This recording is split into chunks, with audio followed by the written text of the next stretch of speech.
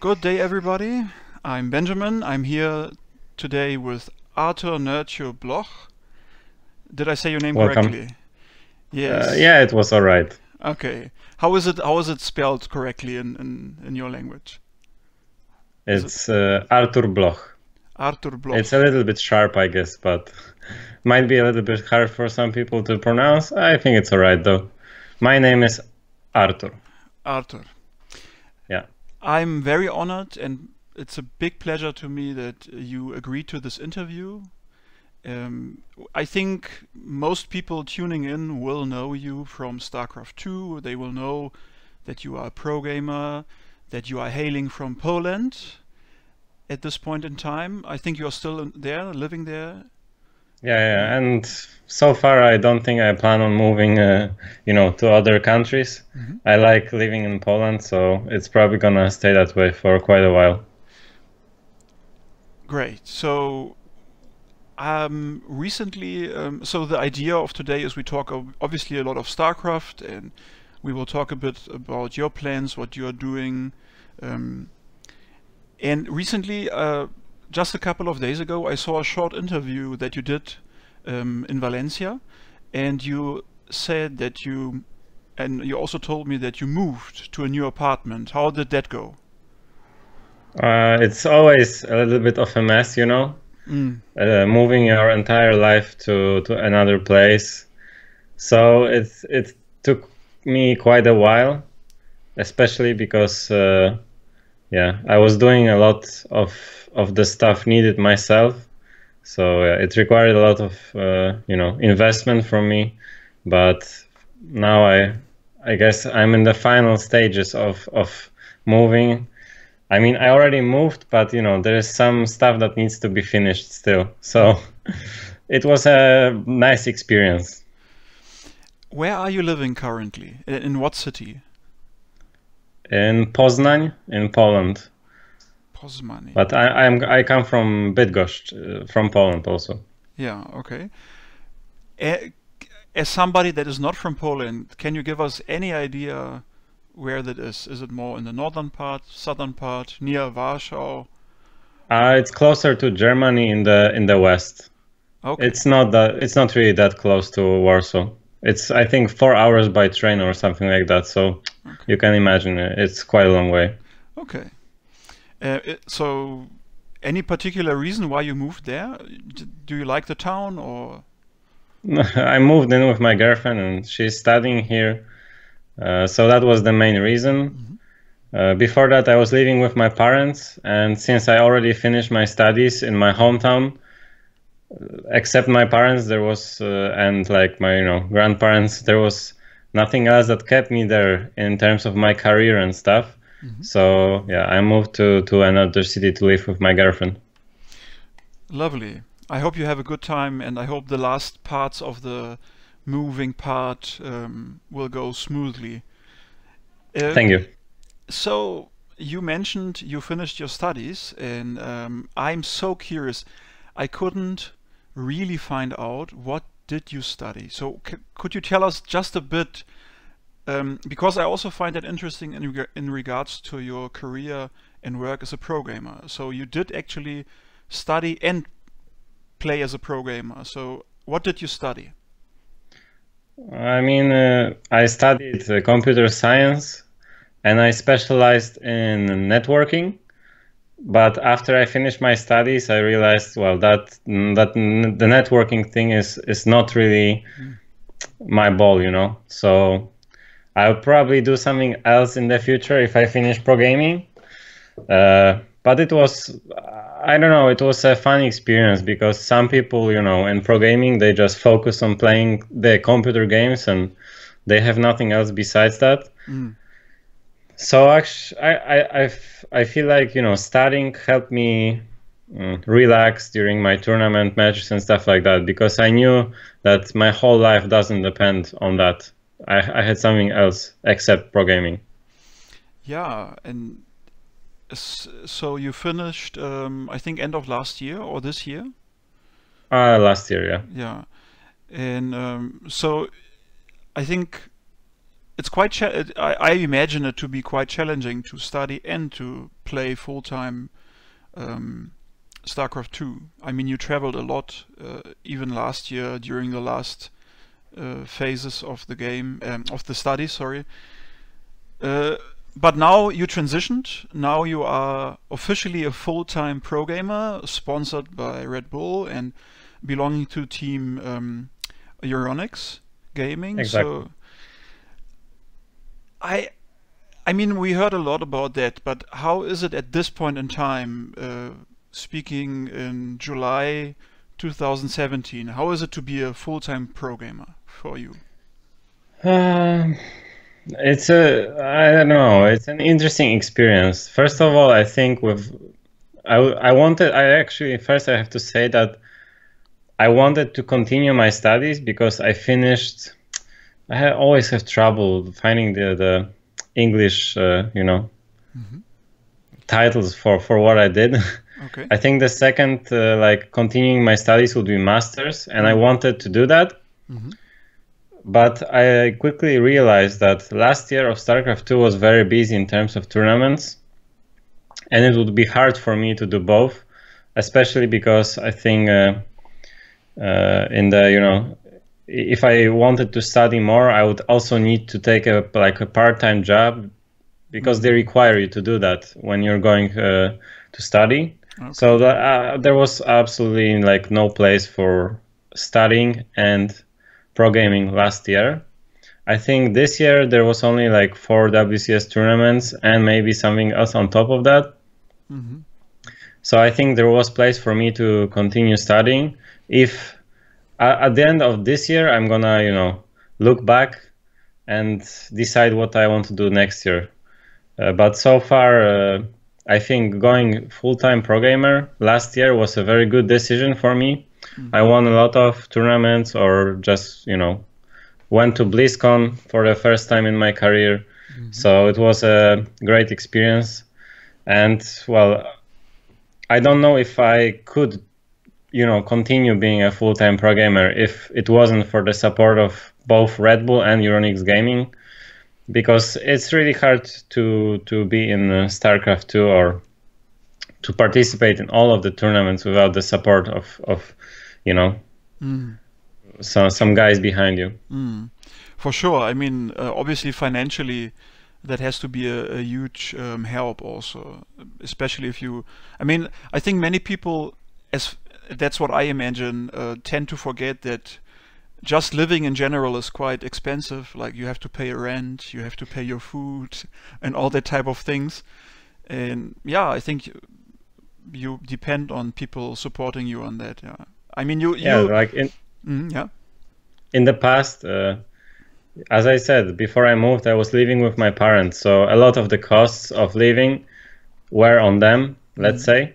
And I think it takes a lot of stress from you, basically, being a full-time pro gamer, because you don't need to win, for example, a tournament. You don't need to get to the semifinals just to be able to buy bread or whatever, Yeah, for sure. So I feel like this is maybe the reason why we see a lot of young guys being very successful, because they have not a lot of responsibilities, and when you get older, there is a lot of weight on you, let's say, that you have to take care of, instead of just, I'm just gonna play computer games and I'm just gonna do whatever, A very interesting point to me that you are mentioning there, the age of the players and how that connects to how you approach the game and how you approach full-time pro gaming. For me also, always interesting is the question, in that regard. You mentioned your parents and you mentioned you lived with them. How did your family handle the last couple of years with you investing a lot of time and energy into a computer game?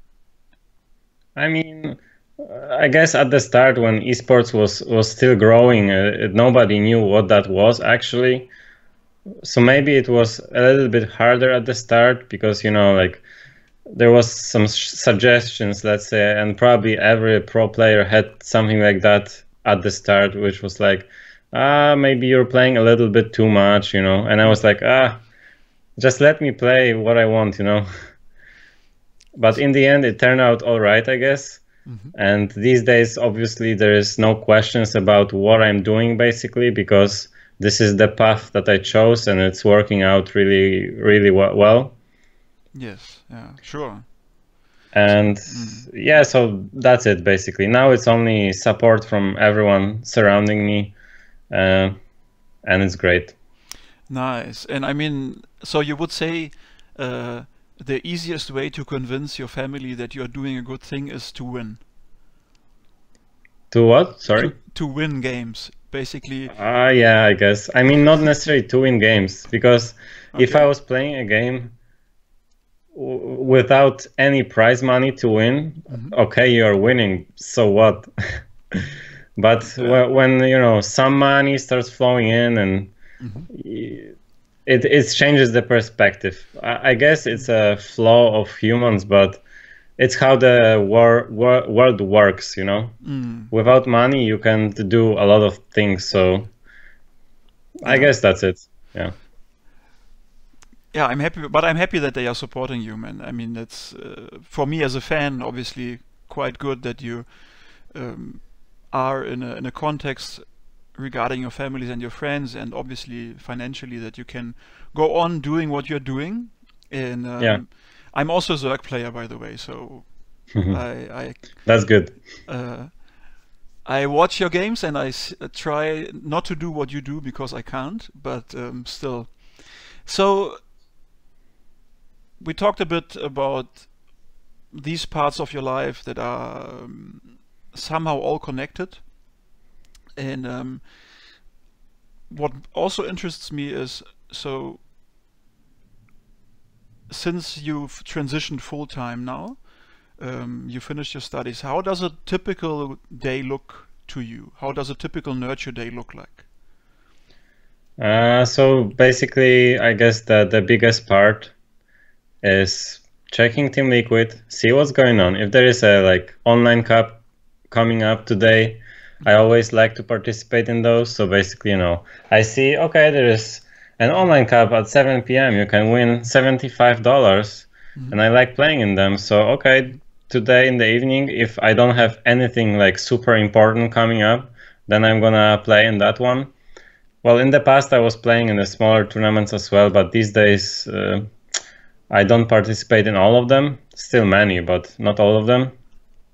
So I feel like, you know, I'm always, my day is always a little bit more bright or exciting when there is something where competition is going on happening. Because playing a ladder or practicing is cool because I have to do that. And it's also fun because I like StarCraft 2. But if you're laddering for, I don't know, you know, 2 weeks in a row and there's nothing happening during that time, it's very exhausting for a pro gamer.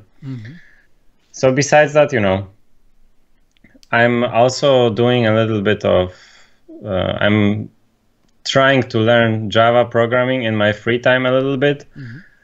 I always like something else going on besides on StarCraft 2. So I don't like when StarCraft 2 like consumes all my entire life, basically, you know.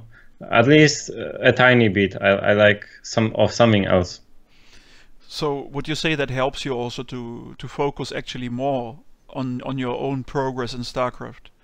So yeah, because like a good example right now in the scene is Showtime, let's say. I think in one of the interviews he said that he basically focuses all of his life on StarCraft 2. And he didn't do well in 2 tournaments, and I feel like it's very hard on you mentally, like, because okay, I practice all day, all night, every day, and there's only 4 tournaments this year, for example, let's say, and you're losing 2 of them, and you practice all that time, maybe even more than everyone else, and you didn't do well. Like it's very hard to deal with that kind of experience, you know. So if you have anything else besides StarCraft 2, you can always fall back on. It's a good thing. So, in a way, I'm picking up. I find that very interesting, that you approach the game and your life as a full-time pro gamer with a little bit of this attitude. I don't want to take it over my life. I want to have options, and I will not take it too seriously. I mean, if let's say esports was a little bit different, maybe I would consider a lifestyle like that. But for now, I think it's if you don't want to stay in esports after your, let's say, pro gamer career finishes, basically all the years that you did the esports, it was a great experience. There is nothing to regret. But if you want to go back into, let's say, a normal life and a job, I don't know, like any regular person, let's say, not a sportsman, then it's very hard to do that. So I feel like, you know, because in some of the sports, let's say tennis, right, there is a couple of people or tens of people that can make a living out of that and then even retire from the money they earned. But it's not possible in StarCraft 2. All the money that you earned, even if it's a lot, it's going to last only a couple of years, and you can't really, and you have to do something else after that, right? Maybe some bigger games like CSGO, maybe there is a potential for some of the players to really retire after pro gaming. But in StarCraft 2, there is not enough money to really, you know, live off that for the rest of your life. Would you say we use a lot the term of a professional gamer, so you are a professional gamer, and I find your attitude actually to be also professional. So like you approach even maybe the end of your career at some point in time, whenever, also actually on a professional level. I guess. I mean, it's who I am, I guess. You know, I always like to think about stuff, and if it's about, I understand that StarCraft is not only about your skill in the game, but also stuff outside of the game.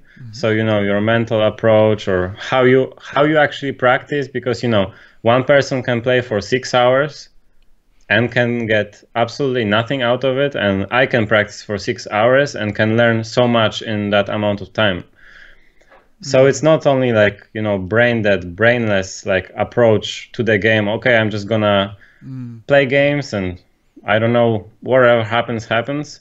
It's, you know, how you play the game, how you treat yourself outside of the game too, that will influence your results. Yeah, interesting. And I mean, I remember that when Stefano came to the scene many years ago, when we were all young, and that it was very much discussed in the community, at least on Team Liquid for some time, that he was only practicing 4 hours a day. Yeah. So I mean, it was a bit also he used it as a tactic, I think, also in a way. But I remember that was quite heavily discussed, because people were actually arguing like you did now, say, but you have to practice 8 hours a day or so. And I think that changed obviously over the years also. That somehow that's a professional thing to approach something in this way that you are describing now. I mean, yeah. I don't exactly, you know, I don't know how much Stefano practiced. It's basically a myth, you know. Some people are saying he didn't practice at all. Some people say that he practiced more than anyone else. And to be honest, I don't really care that much. We know that he was a really good competitor on, you know, in StarCraft 2. And probably only he knows how he came to that level. But that's what I was saying before. Everybody has his own, let's say, road to perfection or whatever. The same style of living or practicing is not going to work for everyone. So I feel like each person has to find his own way. And, you know, for some people, it's going to be practicing as much as you can. For some people, it's going to be splitting your life between practicing and doing something else. For sure. And I mean, you already described that a bit. And I also saw on your Facebook that you do some running and that type of thing, right? So I mean, now while I was moving, I couldn't run that much as much as I would like to. But when my life settles a little bit, then I'm surely going back to like working out physically, I guess, or running or whatever. Nice. I will take a quick break, a technical break, just to make sure that everything is running well, and then we come back to you again.